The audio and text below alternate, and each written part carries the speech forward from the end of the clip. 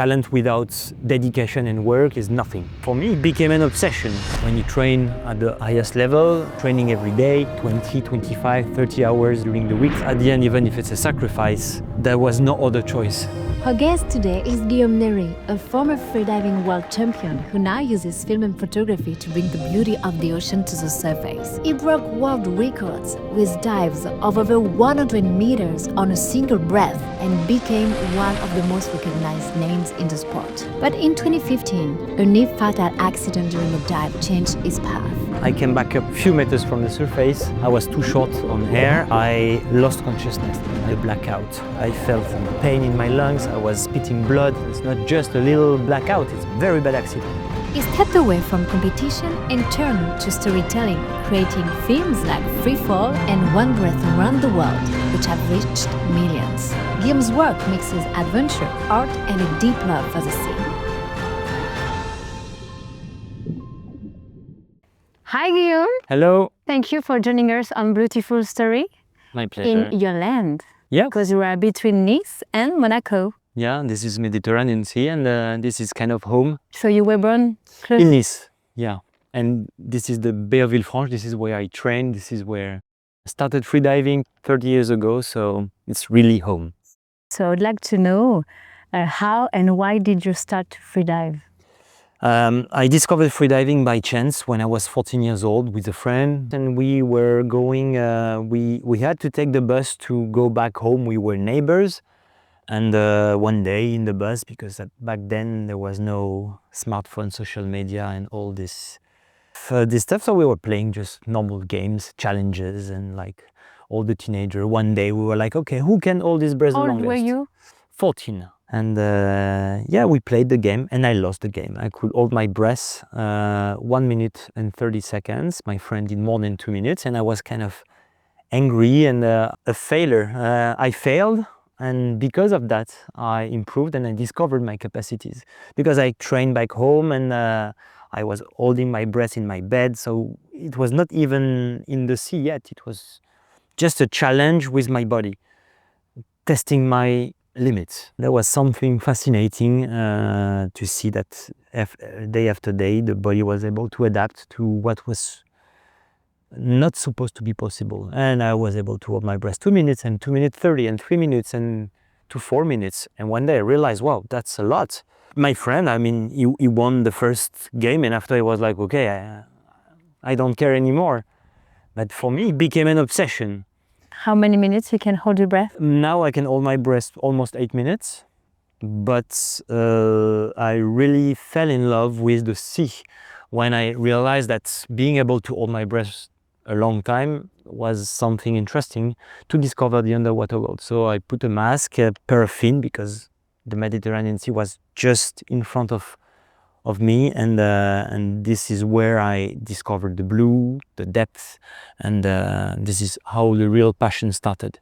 What do you feel underwater that you don't feel on the land? It's just another world. It's another world full of life with a complete different environment. It's blue, it's silence, it's zero gravity, and I feel a pure freedom underwater. I think the underwater world is also the world of the unknown, and that was something really fascinating for me. When I realized that you just have to cross the surface and to go down, and almost nobody is going there. So I was feeling very excited by this idea of exploring the unknown without having to go in the other side of the world. The unknown is right there. So you're a freediver, I'm a diver, but this is a completely different world. Do you like diving? Scuba diving? I've done some diving, but I prefer freediving. Why? Yeah. Why? I mean, that's the two approaches are a good way to discover the underwater world. I'm not here to say don't use scuba, but freediving is the most natural approach. Breathing underwater, there is something that is not normal for me. I've tried scuba diving, and it felt really strange to be able to breathe underwater. And then I realized I rely on equipment, on technology, and I don't feel free. And at the end, there is something in my mind that say, no, I prefer to go free. And you joined the French national freediving team at just 19. 19 years old, yeah. After being spotted in local competitions. And you quickly rose through the ranks, and by 2006, had dived to 109 meters on a single breath, breaking a world record. By your early 30s now, you were one of the most recognized names in the sport. What was your mindset in those early competitive years?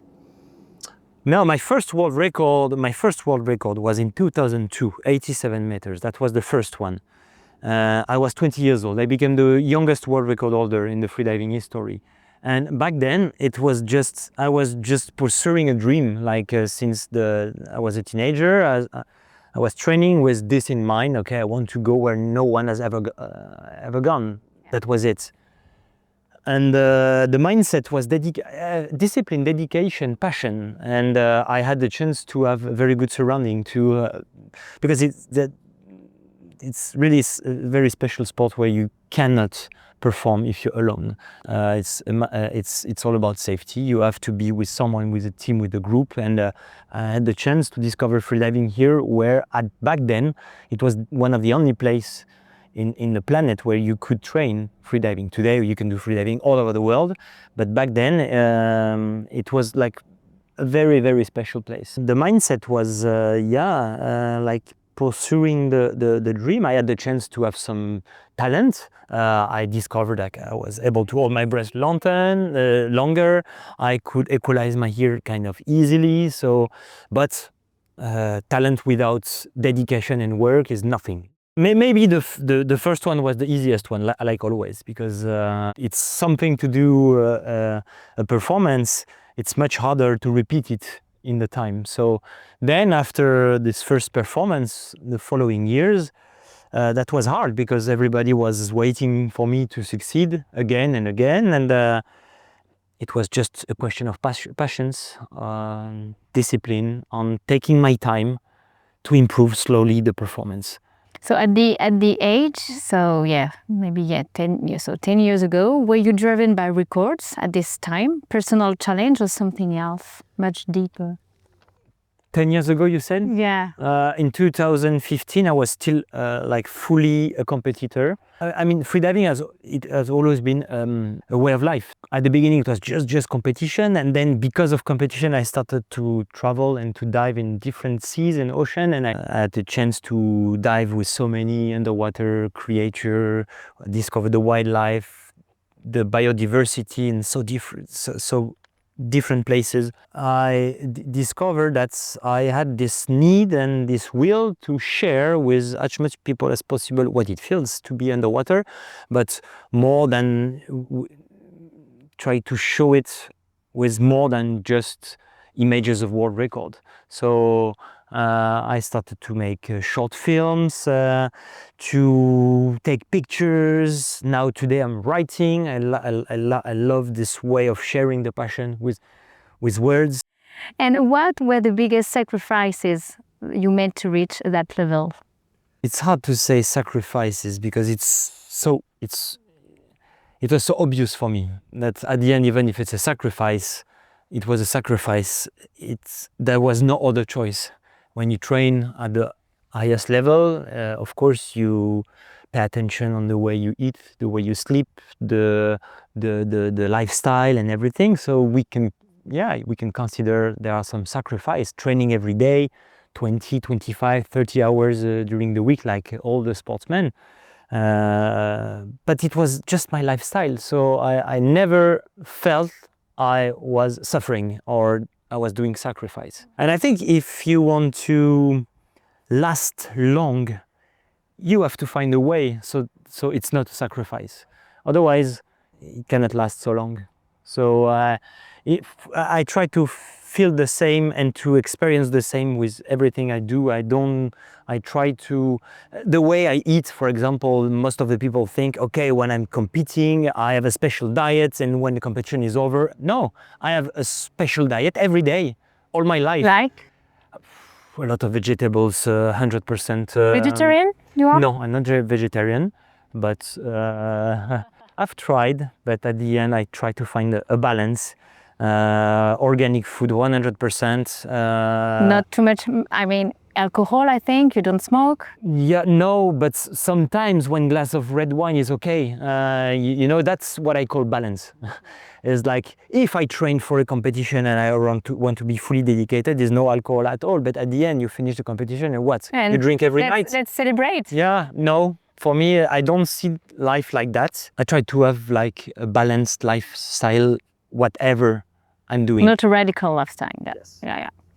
And more globally, this is my personal question to you. What are you maybe truly seeking in the depths?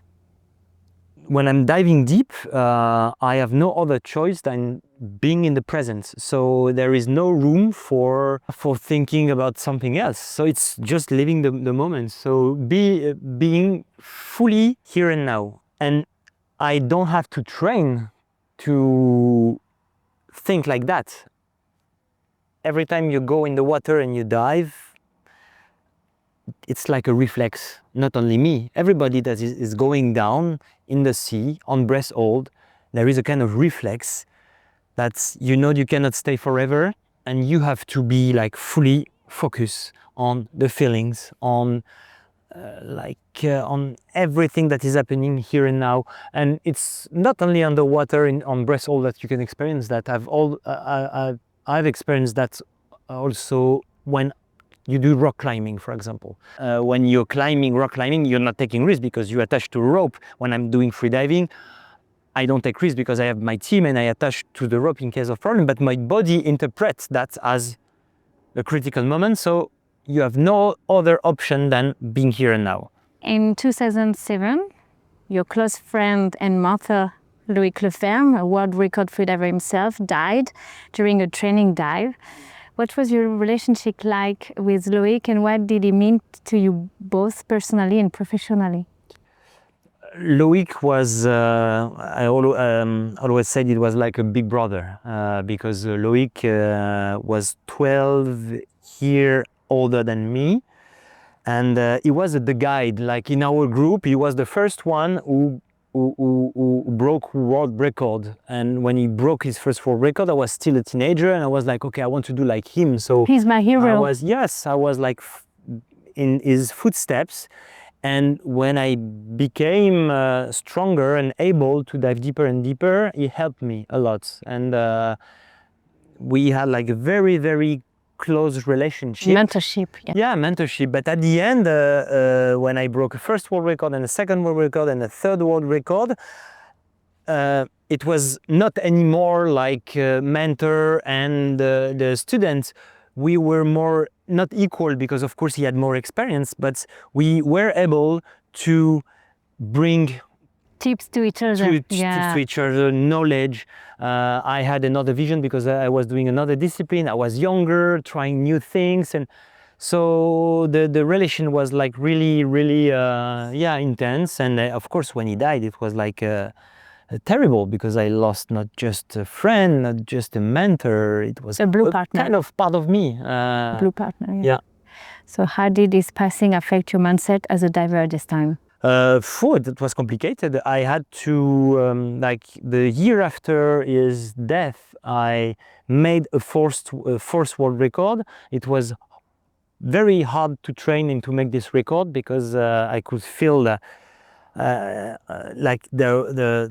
we were all traumatized, and I could feel like we were the two deep freediver and there was only me left. So all the pressure on the people around me was like, okay, please be careful, please don't take risk. And when you dive, you want to feel completely in total confidence. And that was kind of hard. And I had the next year in 2009, I had to leave Nice, I was training in winter here, but as soon as I had to go down and dive deep, I had to leave and train in somewhere else. But because you were in a different space, so Yeah, in so different you don't space. think about him anymore because it's Yeah. a totally different space, yeah? Exactly. That's what Yeah, you yeah, mean. yeah. So what would you say to young divers or free divers who might be drawn to the discipline without fully understanding its danger? That's freediving is all about passions. Your safety is, of course, never ever dive alone. I mean, that's rule number one. So everybody that starts freediving know that. Take your time. Take your time, because you put yourself in danger when you want to improve your performance too quickly, when you don't listen to your body, the body adaptation, when you're obsessed with the result, with the numbers, with the time, with the depth. And if you're obsessed with that, then you're not connected anymore with yourself, and first safety is yourself. So yeah, passions and relaxation are the two key of freediving. Now let's talk about resilience, because in 2015, during a world record attempt in Cyprus, a miscommunication led you to dive deeper than expected. It was around 139 meters, nearly costing you your life. So can you walk us through what happened that day and what it meant for your career? The 8th of September, I made a dive at 126 meters. Was my personal record, and it was kind of easy dive. Not easy, of course, but like everything was in total control. One of my best deep dive ever. And I had the chance in this competition to make another attempt 2 days later. So the 10th of September, I announced the world record, because the world record back then was 128 meters. So I announced 129. I will go there. 129. I have to go 1 meter deeper to break the world record. I made the dive. You know, in freediving, you have to announce the performance the day before. So I made the announcement 129. The judge and the organization are supposed to set the rope exactly at 129 meters because the rope is measured. I went down. It felt long, but I went down. I came back up at the surface, and no, not at the surface. Few meters from the surface, I was too short on air, and I lost consciousness. I did a blackout. Not enough oxygen for me to reach the surface. So for how long did you were in the water? 8 minutes? No. A deep dive, when I dive to 120 plus meters, it's between 3 and 4 minutes, so it was 3:30 something. And I didn't understand really when I woke up, because when you lose consciousness, we give you oxygen and then recover. So I recovered. I felt some pain in my lungs. I was spitting blood. So I was like, okay, it's very bad accidents, not just a little blackout. It's very bad accidents. And I couldn't understand for the first minutes. And then I looked at my computer, and instead of reading 129 meters, because I went down to 129 meters, I read 139 meters. I was like, wow, what happened? There is a problem. My first thought was there is a problem with the watch.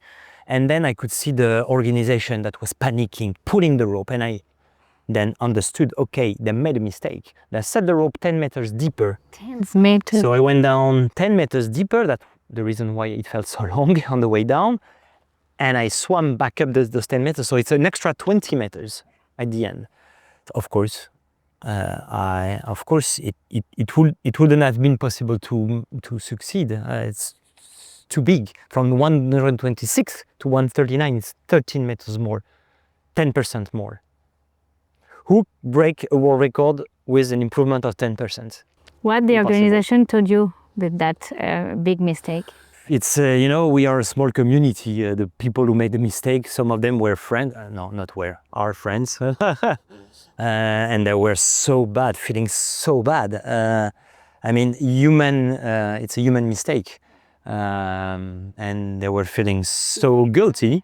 Intentional, but... No, of course, it was not intentional, but at the end, it's still a big mistake. So, but after that, I mean, it was just part of my life. It was part of my adventure. And I took that as a chance to say, okay, maybe it's time to stop the quest of the records. And this is where I started to What take made you break. decide not to go back after that experience? I made a break of 3 years, 3 years without competition. But then I felt the need to go down in the depths again, but without the idea of breaking records. So I wanted to go back to 100 meters, a little bit more. So it changed totally the way you see your activity, because you changed your relationship with the ocean because of this accident.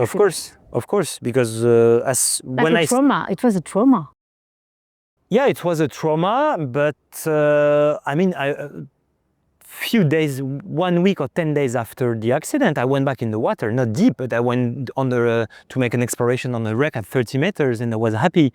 I even feel gratitude today that this happened to me because I had a chance to see the ocean and to see my life and to see my relation with the ocean with another angle. I still love diving deep. I still love But without any competition anymore. Without any record breaking anymore. I'm doing some competition sometimes with my friends, but I'm not like, I want to win, I want to dive to the world record. This year, not like a little Guillaume as a teenager. Exactly.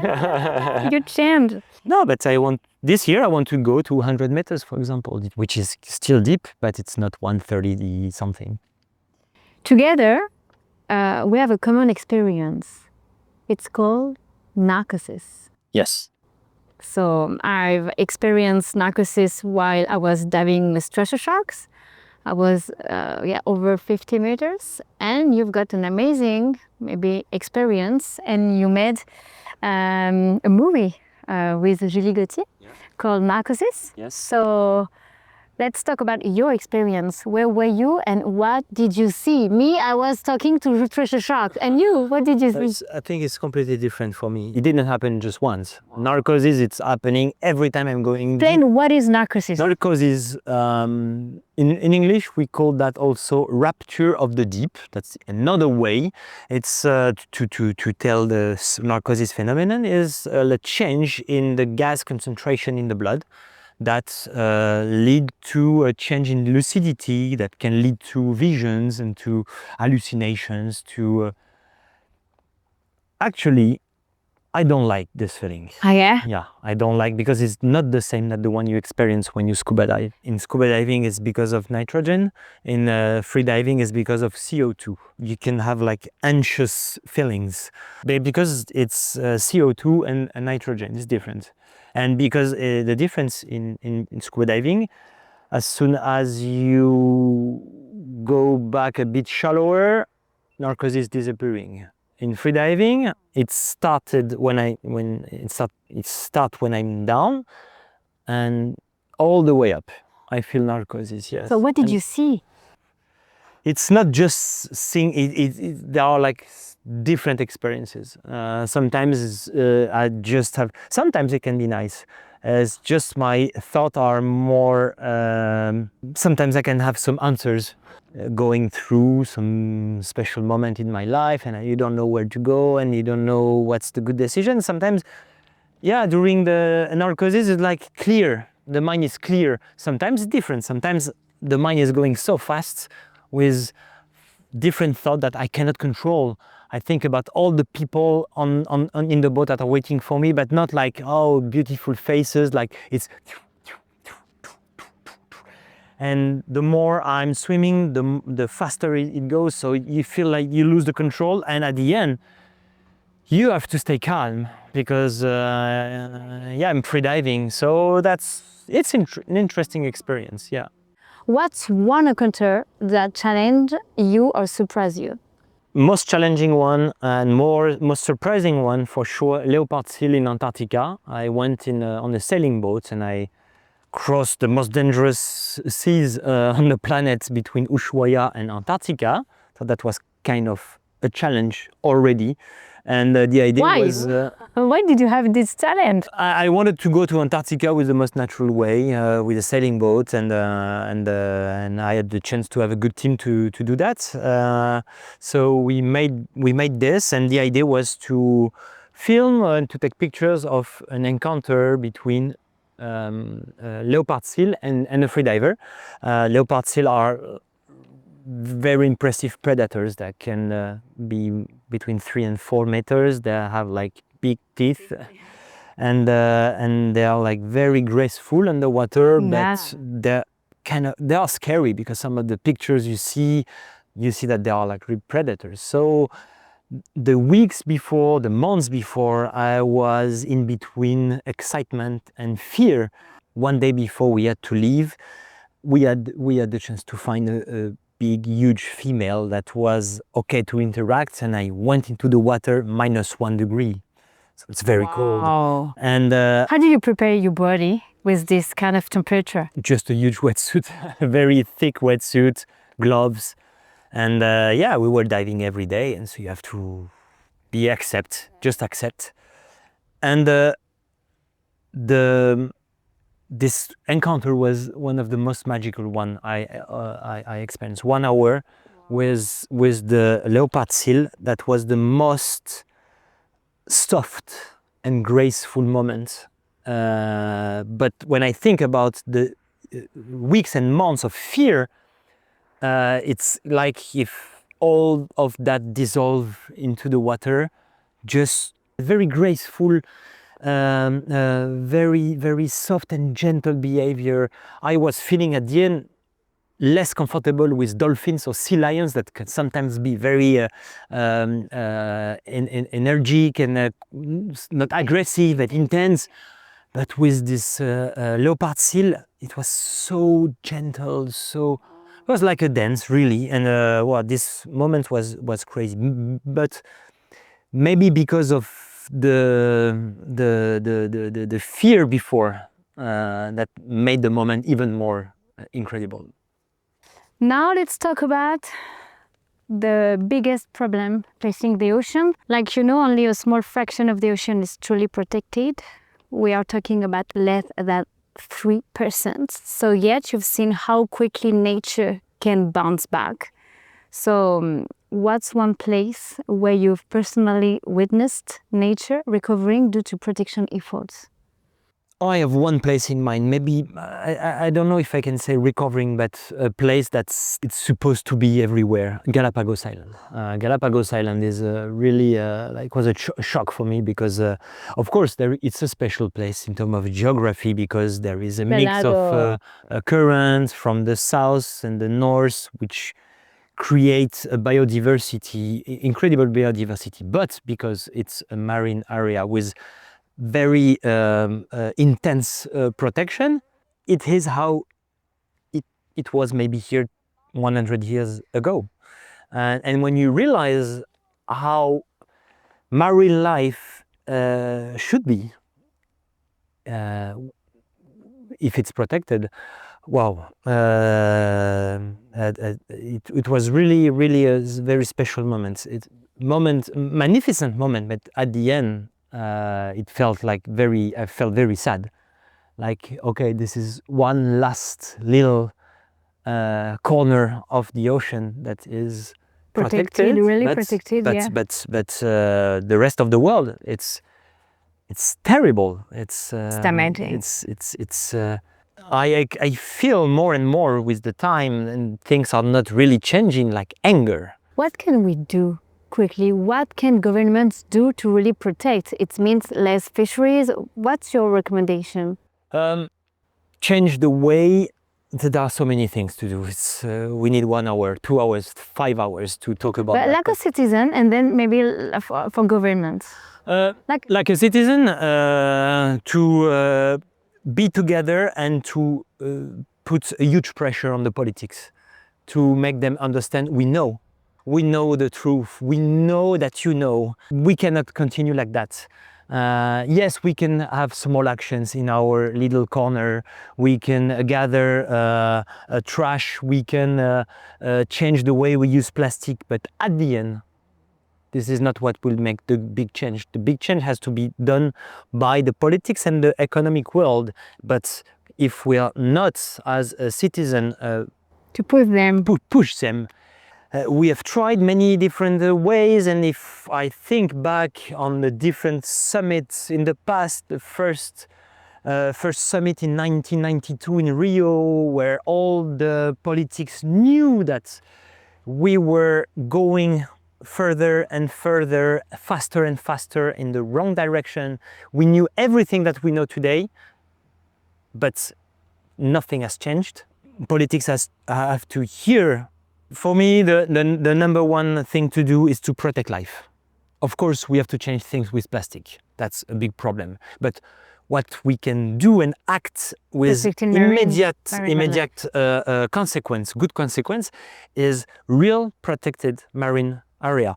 Industrial fishing is killing and is destroying the ocean.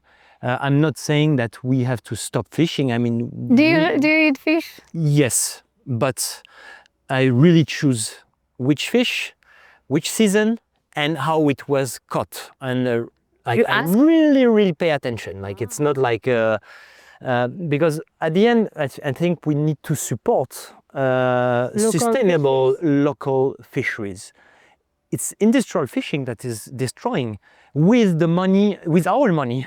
Yeah. That's terrible. It's criminal. It's criminal. It's an ecocide. It's an ecocide, and today, so I don't know what we can do. As a citizen, we have to put a huge pressure, and we have to make sure that everybody knows, because maybe some people, and I can understand that, a lot of people have to struggle to sustain, to live their everyday life.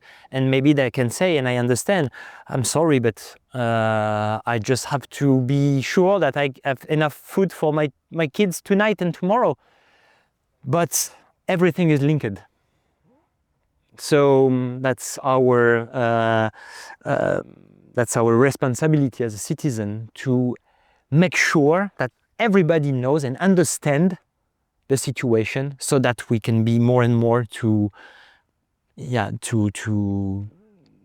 push for the change, not to talk. And Guillaume, I would like to know, you're now a father.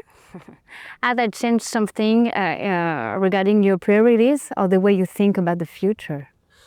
Yeah, of course. I became a father for the first time in 2012 with my little daughter, who is now 13 years old.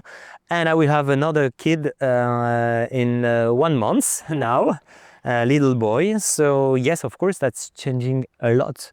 You cannot think about just yourself and your priorities anymore.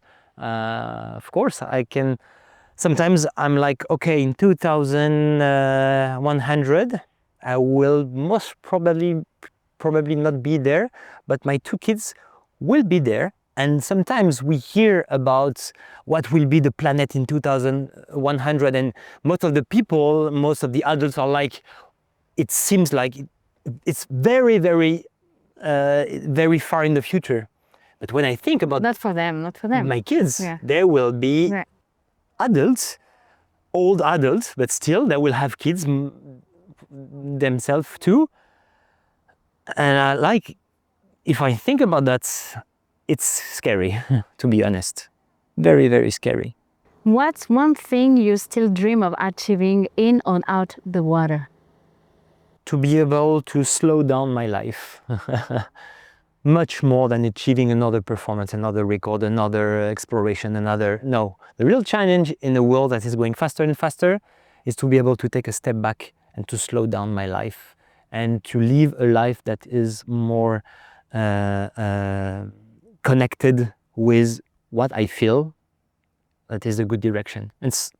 Because sometimes it's hard. Sometimes you know what you have to do, but it's hard when you are like in the big wave and you are like kind of stuck into a flow. Big flow, yeah.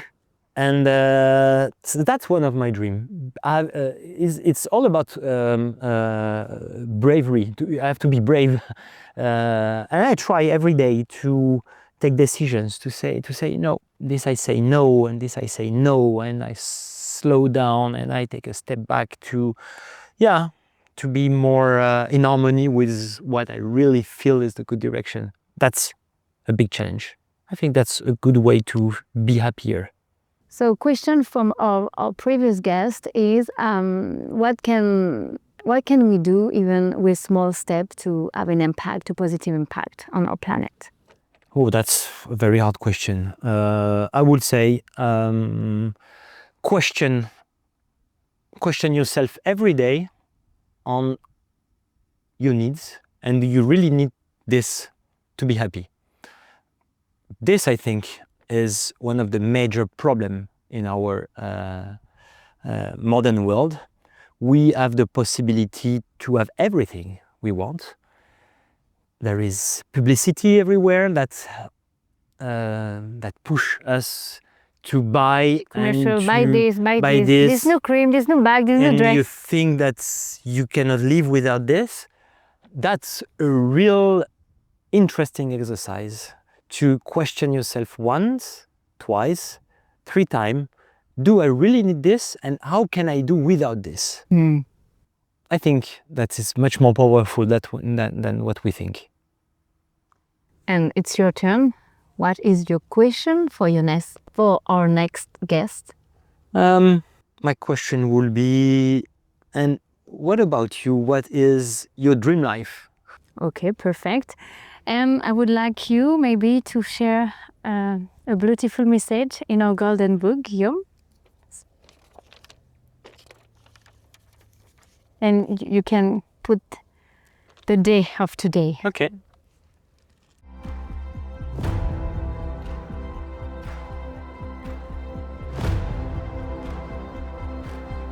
Thank you for listening to the Ecoalf podcast Beautiful Stories. Stay tuned for the next one. See you underwater.